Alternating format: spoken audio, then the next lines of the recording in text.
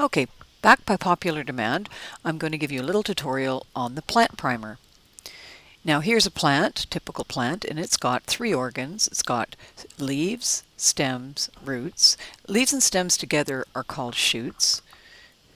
And if we took a look at the cross sections of them, we'd see there were patterns. So in the root, we have a central cylinder of the vascular tissue. In the stem, we have a ring. In the leaves, well, leaves have lots of veins, so they're all scattered around. And so if we took a look at the leaf, and it would have three tissue systems, and same with the other organs as well. So we'd have the outer skin, that's called the dermal tissue system. We have the veins, which make up the vascular tissue system. And then we have all the stuff in between, which is called the ground tissue system.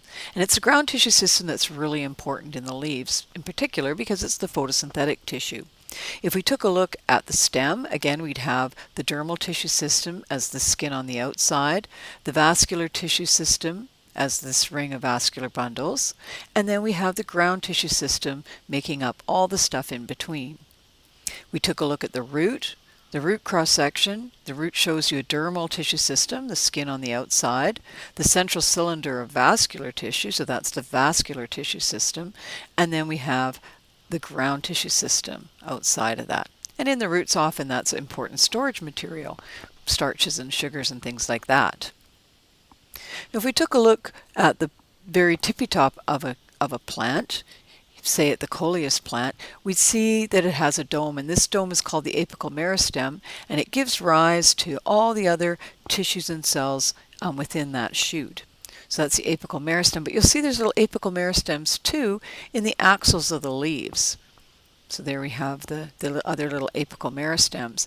And remember, meristem refers to the fact that they're regions of active division, and they're giving rise to the cells that are going to make up the tissue systems that we just talked about. So for example, we have the apical meristem giving rise to cells of the skin. And these young cells, before they differentiate into the skin, are called the protoderm.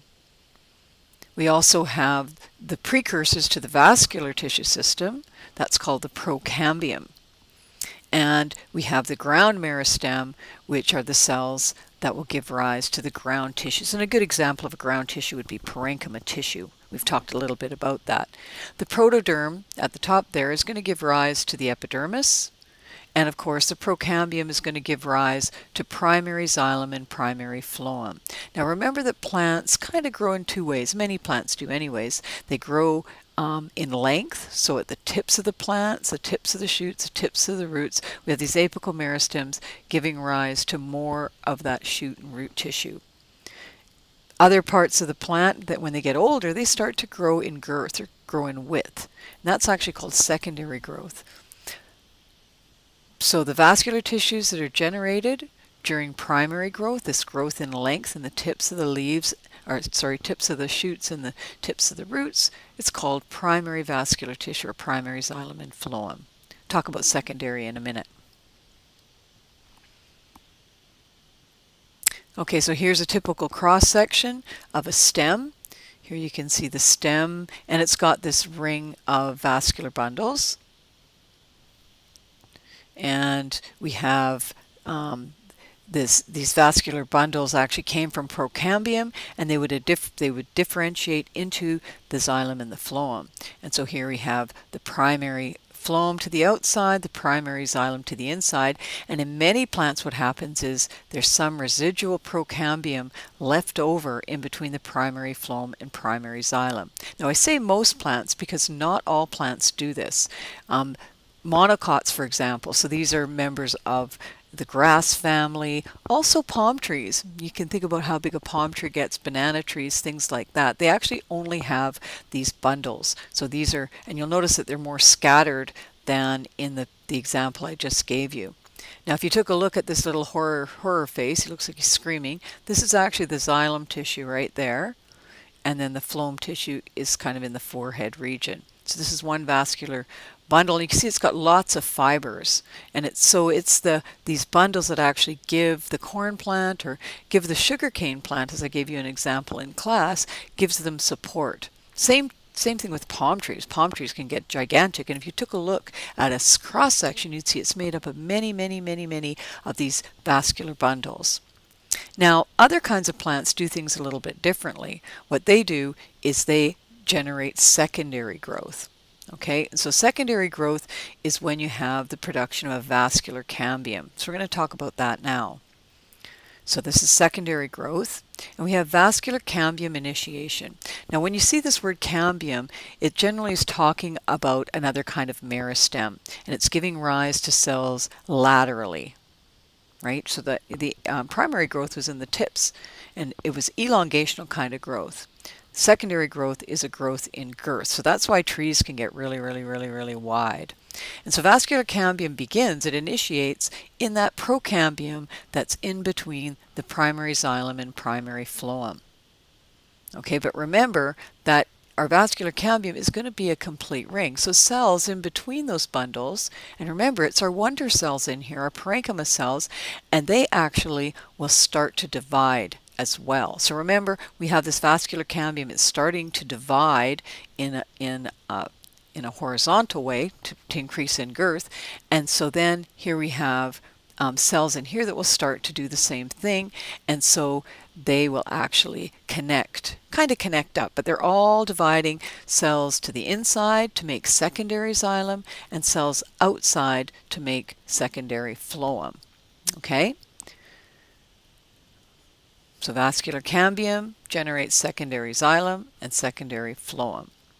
Now, remember though that what's protecting the plant is a single layer of cells called the epidermis. Now, as the vascular cambium is producing the secondary xylem and secondary phloem, the stem is getting wider, and that epidermis is not going to be sufficient to protect the plant, right? And so what we have is another kind of cambium, which is part of secondary growth too, that generates part of the bark layer, and that's the cork cambium, and it's initiated in the outermost layer of the cortex. So the cortex is the outer layer here of the ground tissue system, just underneath the epidermis, and it starts to divide in the same way, and it basically will be producing the outer layer of the bark, which is called the cork layer. Okay, I hope that makes sense. And so here's some examples here. Here is a vascular bundle right here. There's our primary phloem and our primary xylem. And the leftover procambium in the middle again is starting to divide to produce secondary xylem inward, secondary phloem outward. Now you can see also that these divisions are occurring in between the vascular bundles. And here's another example right here. Some really good sections that students in the Biology 210 class made. And as this division keeps on occurring, we have more and more secondary xylem being produced inward.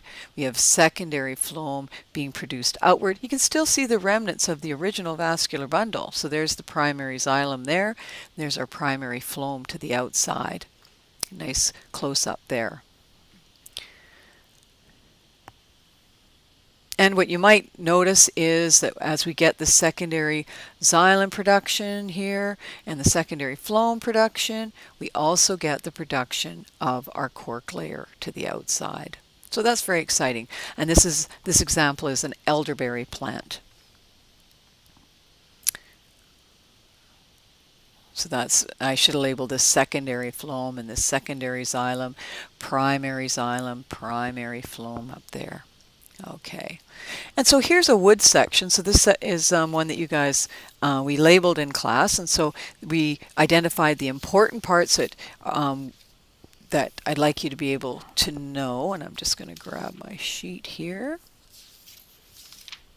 Okay, and so we have the vascular cambium right here. Okay, so we have our wood or our secondary xylem inside, and then we have our phloem and our cork layer to the outside of that vascular cambium. Now we can take a look at our secondary xylem, and we have what's called our sapwood, and that's the actively conducting part of the wood. And then we have the heartwood, which is the inner part that's not conducting. And this is all part of the secondary xylem. And it's this sapwood, remember we were talking about the pine bark beetle and its accompanying fungus, that the fungus penetrates and clogs up all this conducting tissue. And then we have the bark. So we have the inner bark, which is this part. And so this is the living bark. This is the part of the bark that's actively conducting material. So this would be our secondary phloem. And then we have our outer bark, which is the dead part of the bark. And that includes the cork plus some dead secondary phloem. Okay, so the bark includes the cork and the secondary phloem.